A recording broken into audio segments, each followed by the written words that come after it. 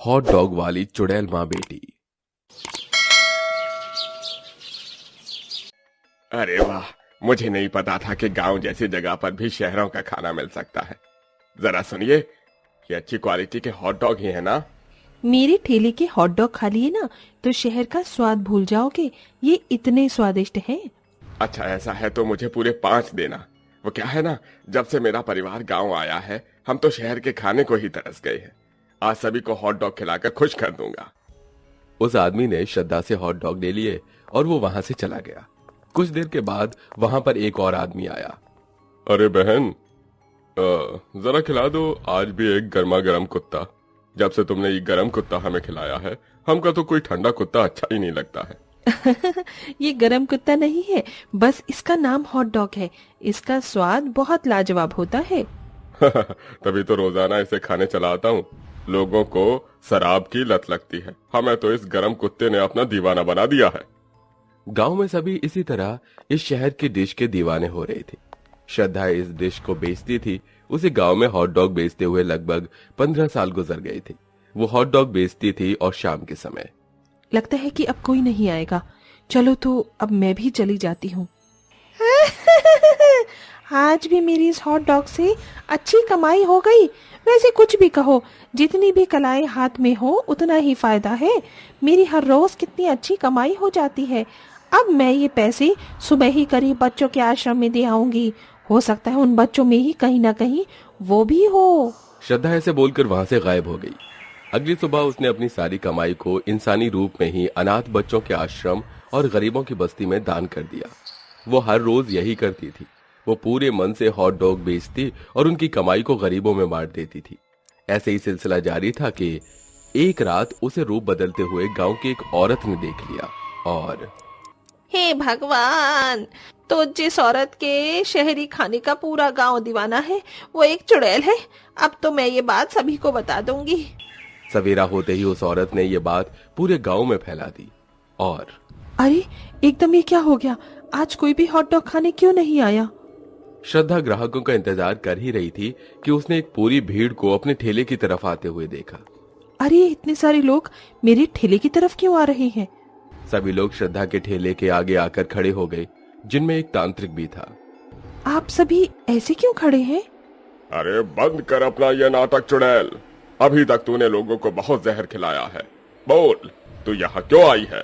बता। जहर नहीं, मैंने सभी को हॉट डॉग खिलाया है। और आप क्या बोल रहे हैं? मैं कुछ अब तू अपनी सच्चाई बताएगी। बाबा, तू अब यहाँ से हिल भी नहीं सकती है। मैंने तुझे अपनी कैद में कर लिया है। बोल, क्यों आई है तू यहाँ? क्या मकसद है तेरा? बता।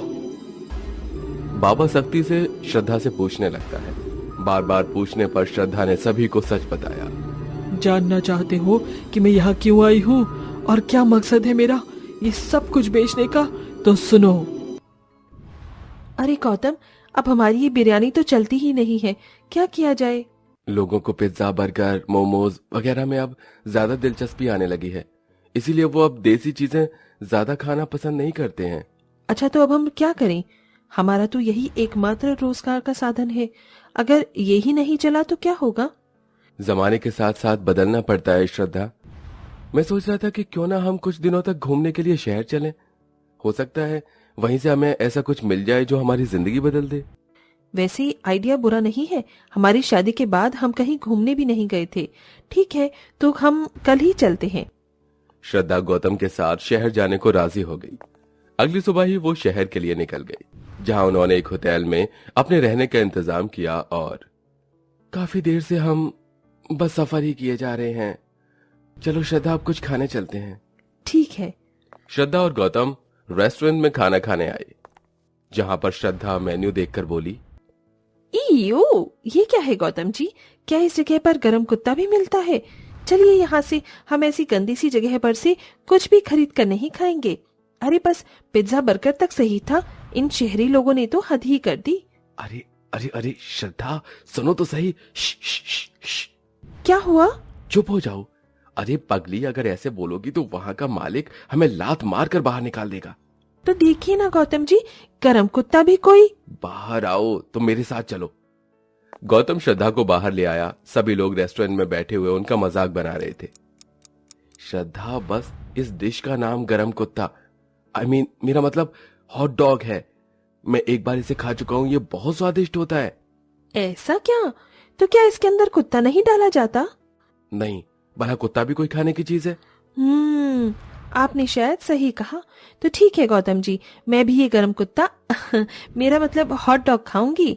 मैं भी तो देखूं कि ये अजीब सी नाम की डिश कैसी है। गौतम के बताने पर श्रद्धा का बहुत ज्यादा मन हुआ हॉट डॉग खाने का, और वो दूसरे रेस्टोरेंट में हॉट डॉग खाने गई, जहां पर उसे वो बहुत ज्यादा पसंद आया। कैसा लगा? लाजवाब, ये चीज तो बहुत ही स्वादिष्ट है। गौतम जी, कैसा रहेगा अगर हम गांव में बिरयानी की जगह गरम डॉग बेचे तो? आइडिया अच्छा है, लेकिन तुम इसका नाम अच्छे से लेना सीख लो। गौतम और श्रद्धा ने शहर से हॉट डॉग बनाने की विधि सीखी। इसी बीच श्रद्धा प्रेग्नेंट भी हो चुकी थी। लगभग 1 महीने में वो शहर से गांव को लौटी और उन दोनों ने ही गांव में हॉट डॉग बेचना शुरू कर दिया। सभी गांव वालों को ये अलग सी डिश बहुत ही ज्यादा पसंद आई थी। बहन, कुछ और नहीं तो तुमने कुत्ते ही गरम करने शुरू कर दिए। आज के दौर में तो बस सभी को नोट काटने के लिए कुछ चाहिए, फिर चाहे वो कुछ भी हो। पता है, जब मैंने इस चीज का नाम सुना था तो मुझे भी ऐसा ही लगा था, लेकिन आप एक बार इसे खाकर तो देखिए, मजा ना आ जाए तो कहना। श्रद्धा के बोलने से उस औरत ने भी हॉट डॉग खाया और उसे बहुत अच्छा लगा। अब धीरे धीरे श्रद्धा के ग्राहक बढ़ने लगे थे। सभी लोग बस उसके ही ठेले पर हॉट डॉग खाने आया करते थे। श्रद्धा की अब एक बेटी भी हो चुकी थी। उसकी उम्र 5 साल थी। इन 5 सालों में उसने बाजार में अच्छे कदम जमा लिए थे। उसकी वजह से आसपास के दुकानदार उससे जलने लगे, और एक रोज जब श्रद्धा और गौतम हॉट डॉग बेचने जा रहे थे, तब उनकी सुपारी देकर उनकी टक्कर एक ट्रक से करवा दी और उन दोनों की वहीं जान चली गई।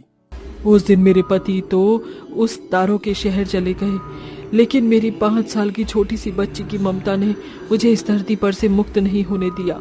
मैं उसके लिए लौट कर आई। मैं नहीं जानती कि वो कहाँ है, लेकिन मैं सालों से बस इस आस में ये हॉट डॉग बेचती हूँ कि मेरी बच्ची इन्हीं के सहारे मुझे ढूंढ लेगी। मैं किसी को कोई नुकसान नहीं पहुँचाऊंगी, बस कोई मुझे एक बार मेरी बच्ची से मिला दे। श्रद्धा की बात सुनकर सभी का मन भर आया। तभी भीड़ में खड़ी एक लड़की उसके पास आई और बोली, सुनिए, क्या आपकी बच्ची का नाम पूजा है? हाँ, तुम उसे जानती हो? जानती नहीं हूँ, मैं ही आपकी बच्ची हूँ। माँ, क्या आपको याद है मेरे कान के पीछे का वो जली का निशान? वही निशान जो उस दिन हॉट डॉग बनाते हुए तेल की छींट से बना था। हाँ, वो आज भी मेरे कान के पीछे है। पूजा ने वो निशान अपनी माँ को दिखाया। इतने सालों में अब पूजा जवान हो चुकी थी।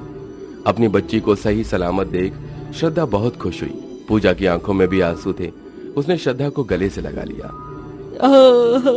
मेरी बच्ची।